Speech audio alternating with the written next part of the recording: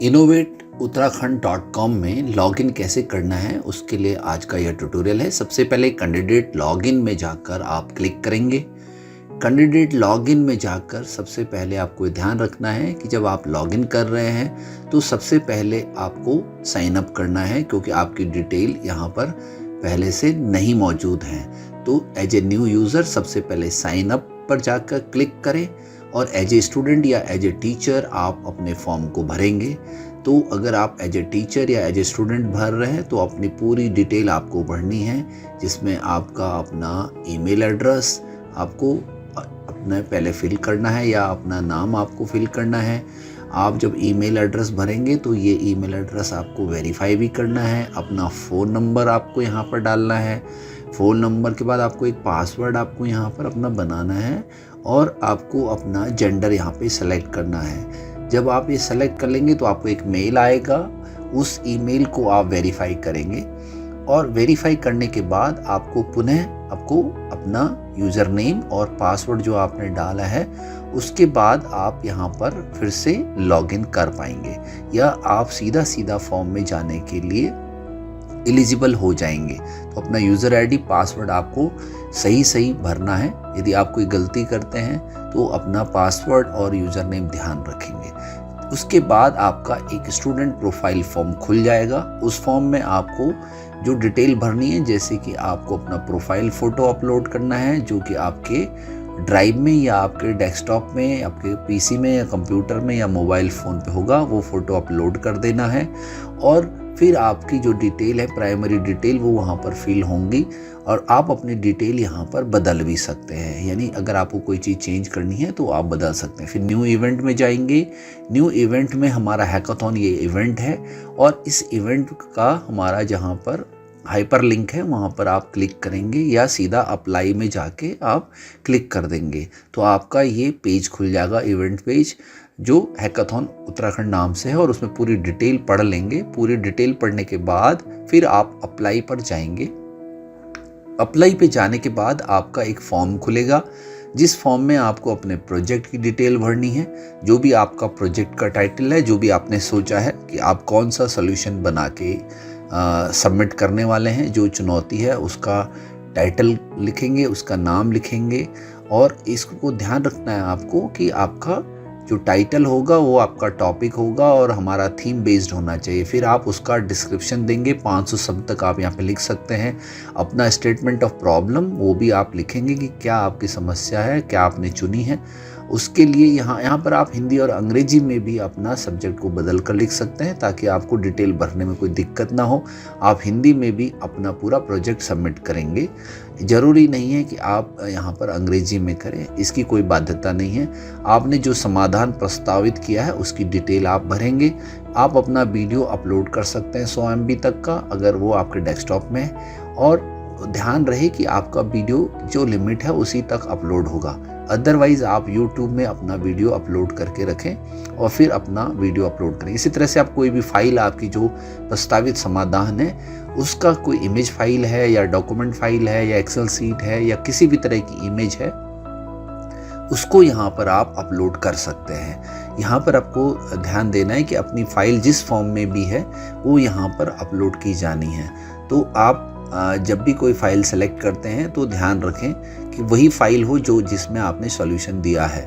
और अपनी जो इमेजेस हैं अलग अलग उससे संबंधित, प्रोजेक्ट से संबंधित उन इमेज फाइल को भी आप अपलोड कर सकते हैं। वो 1 या 2, 3 या मल्टीपल इमेजेस हो सकती हैं, तो उन इमेजेस को भी आप अपलोड करेंगे।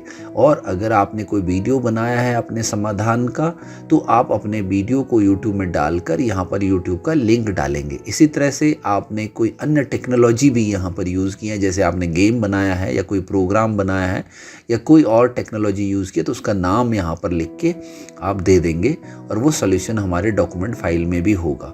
इस तरह से जब आप ये सारी चीज़ें कंप्लीट कर लेंगे तो फिर आप अपने आइडिया को सबमिट कर देंगे। सबमिट करते ही आपको एक ईमेल आएगा, उस ईमेल को भी आप देख सकते हैं। उस पर क्लिक करेंगे कि आपका आइडिया सबमिट हो गया है और आप अपने सबमिटेड डॉक्यूमेंट को भी देख सकते हैं, वो डिटेल आपको दिख जाएंगी।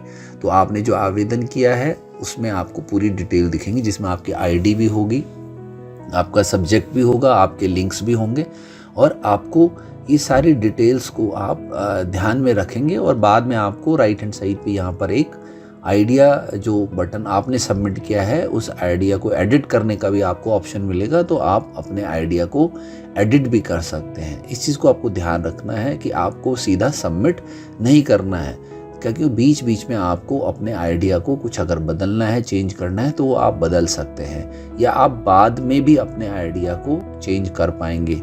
लेकिन जब एप्लीकेशन क्लोज हो जाएंगी फिर आप अपने आइडिया को बदल नहीं सकते।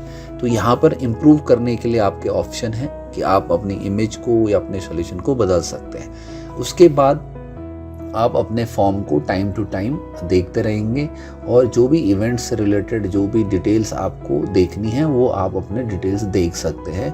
और जैसे कि मैंने आपको बोला कि जब तक end of the submission date नहीं हो जाती तब तक भी आप अपने डिटेल में अमेंडमेंट कर सकते हैं, चेंजेस कर सकते हैं। ध्यान रहे कि सबमिट करने के बाद भी आपको बीच बीच में अपने डिटेल्स को वेरीफाई करते रहना है और यह वेरीफाई करना बहुत ज़रूरी है।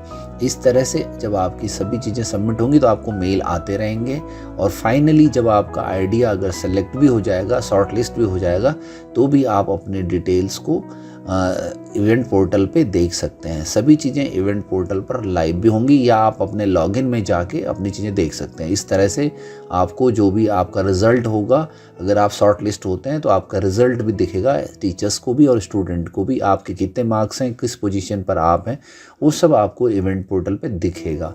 और ये सब दिखने के बाद फाइनली अगर आप सेलेक्ट होते हैं तो आपका रिज़ल्ट भी जूरी के द्वारा सेलेक्ट होने के बाद आपको रिज़ल्ट पब्लिश हो जाएगा।